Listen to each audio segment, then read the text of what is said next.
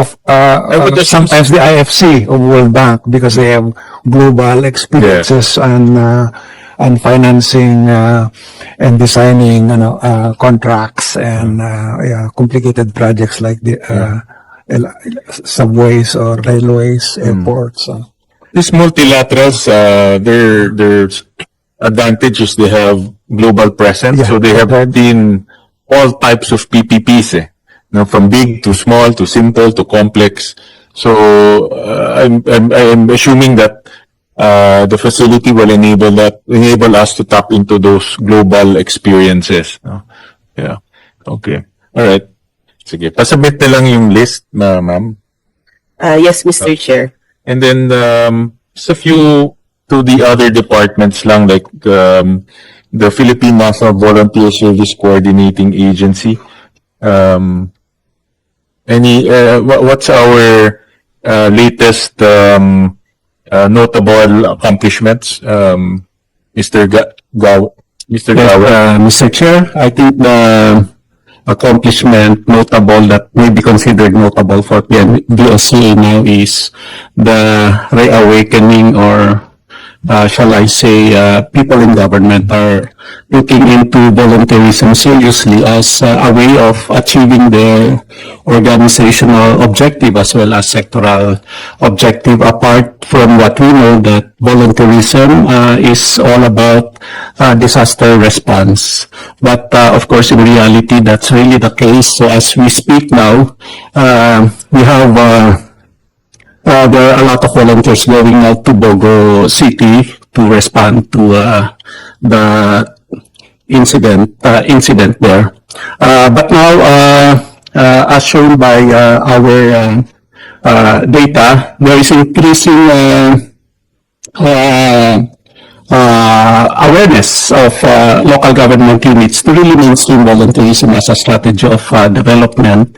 I would like to share that years before, we have the search for outstanding volunteer, LGU category, but this is really more of awarding a specific program of a local government unit on how they are able to utilize volunteerism. But this program has been expanded to really look into how the local government units are able to mainstream it in planning, for example, in local policy, mainstreaming volunteerism as a strategy. And for this year, there are actually around 24 local government units who have asked to be assessed on how they are able to mainstream volunteerism as a strategy of development. So before, makakarinig pa tayo na bakit maglalagay tayo ng kahit kaunting pondo sa volunteerism.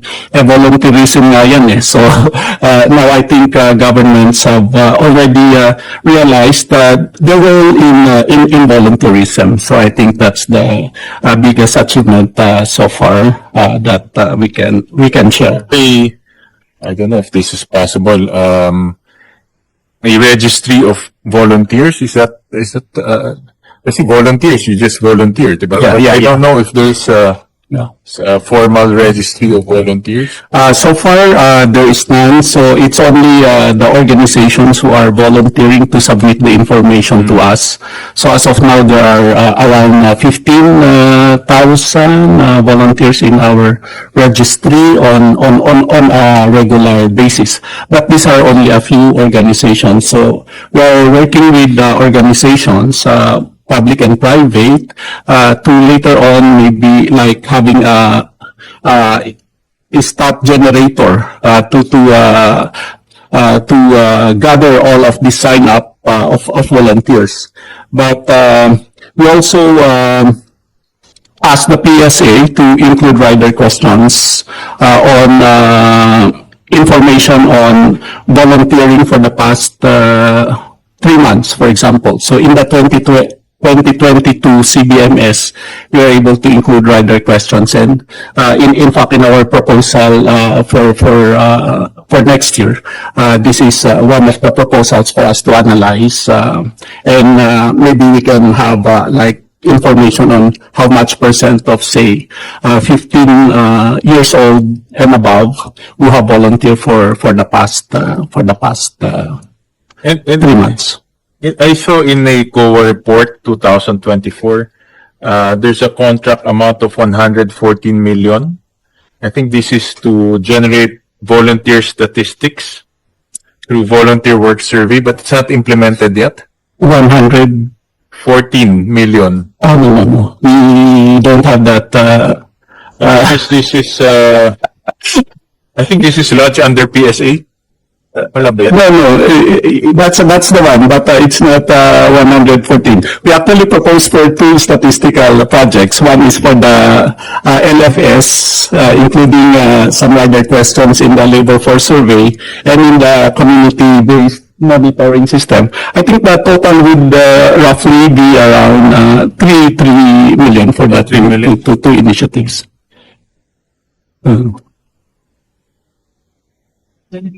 Parang the project generating volunteer statistics through volunteer work survey with the PSA had a total contract amount of 114 million, which was not ready for implementation despite inclusion in its budget in the 2024 4.7 million.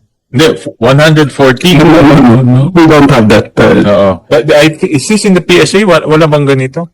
Is this in the COA report nakuha namin? We don't have, I understand Mr. Chair, yung budget ng volunteers agency natin is much less Smaller, yeah, than that. definitely. So, Parang baka may it's only 17 million. Tama ba? 4.7. It's actually 4.7 only. Ang budget is your budget is 40 million. Yeah, our budget is 40 million. Only. 40 million. Proposed for next year. The proposed. So there's itong 114 is not with PSA. There's no budget like that, And the COA report, Mr. Chair. but we'll double check na lang. All right. So we'll go to PSRTI. Where is PSR? Any notable accomplishments, ma'am? Good afternoon, Mr. Chair.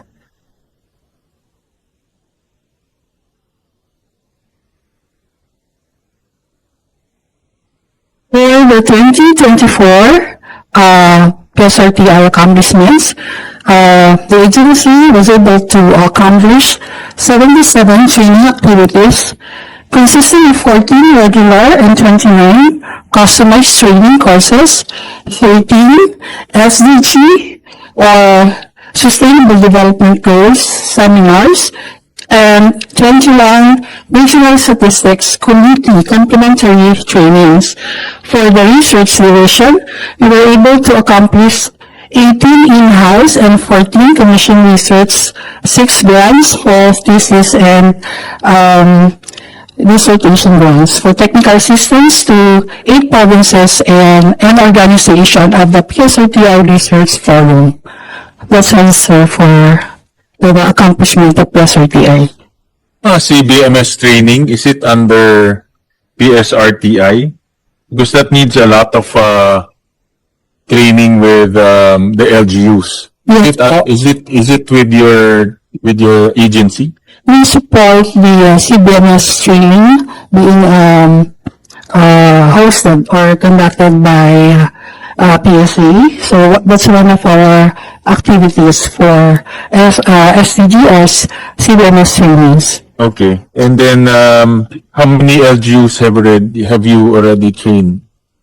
I'll check, sir.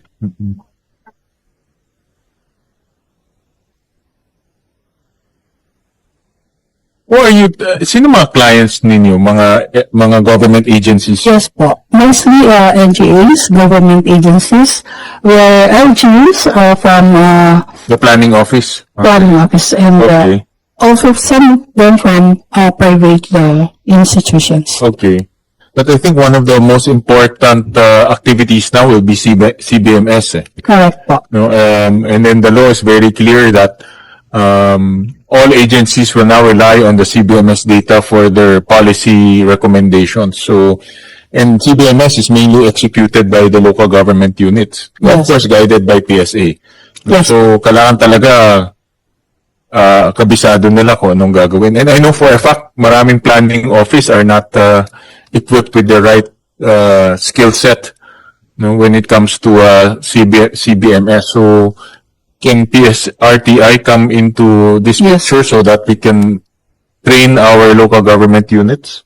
Yes po. Actually, yan po yung aming major function ngayon to support the CBMS activities for the local government units. How many LGUs have a statistician? Yusek, alam niyo ba? Alam ko, Valenzuela, parang wala yata. May mga very small. Very small, may specialized yan. Yes.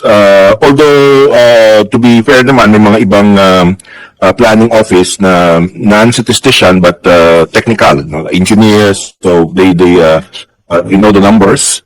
But that is really still a big challenge, particularly for yung mga LGUs na 5th, 4th class. Talagang kailangan yun ng maraming inputs for capacity development, Mr. Chair.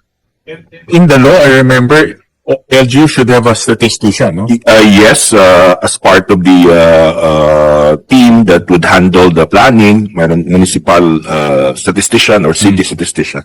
Yeah. Meron bang available supply ng statistician? There are a number of universities now outside Metro Manila that are offering statistics program or a similar type, but to really compensate for the demand, medyo hindi kaya. Hindi kaya, no? Yeah. I know, like for example, in Valenzuela, ang head namin is an architect. But I don't remember if we have a statistician in the team. Ay, parang wala yata. It's a very specialized skill.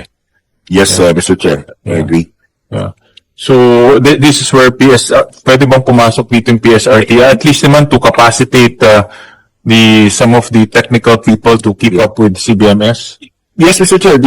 Yung PSA, as part of the mandate naman sa CBMS, will be transfer the data. So we have a number of capacity development program. The first, as I mentioned kanina, yung data privacy. Very important yun, ano? That's why we also encourage and insist actually that each LGU will have a data privacy officer before we turn over the data to them. After that, the PSA has a number of capacity building programs for the LGUs. One, as I mentioned kanina, yung mga poverty mapping or indicators from the non-income multi-dimensional poverty index. We are also collaborating with DILG and PSRTI. They provided a module for the use of CBMS data on policy, budgeting. But of course, because of the huge number of LGUs, a agency such as PSRTI could be of great help to make sure that the LGUs are really utilizing the CBMS data, Mr. Chair. Like, yung going back to PSRTI, you train for national government, which office do you train, which offices or which part of the agency do you actually give training to? For the customized training, sir, we already conducted training for SEPO. Dito? Yeah. Okay, And pa sila? also for the House of Representatives po, on the basic statistics training for the staff. Alright. So, for example, yung mga senator staff, can they apply for training? Yes, sir. Because I'm sure you can see that we use a lot of data in terms of recommending policies, recommending legislation. Is that available to, let's say, staff of legislators? Yes, sir. You can request from us to provide training. Okay. Depende po sa needs niyo Alright. on statistical related matters. Okay. Thank you for that. For Tariff Commission, what are the notable accomplishments? Yes, good afternoon, Mr. Chair. As mentioned by the Secretary earlier, we now have 2024 to 2028 most favored nation type structure, and that promotes policy stability, policy transparency, and policy certainty. And then we also issue an average of four